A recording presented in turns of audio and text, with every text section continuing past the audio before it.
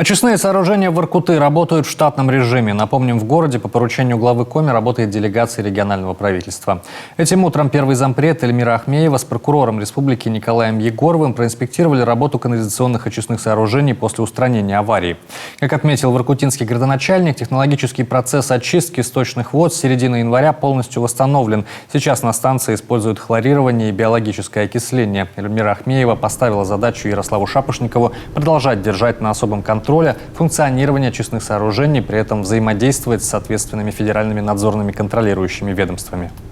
Мы увидели, что проведена большая работа по восстановлению очистных сооружений в Воркуте. Необходимо продолжить работу, в том числе информировать по ситуации, складывающейся после отладки технологического процесса очистки. У жителей должно быть полное понимание по качеству воды, которая поступает в их дома.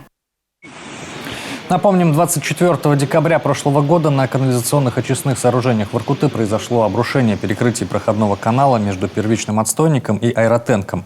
Конструктивные элементы бетонной производственной площадки обрушились на основную канализационную трубу и трубы отопления станции. В итоге технология очистки сточных вод была полностью нарушена. На сегодняшний день последствия аварии устранены.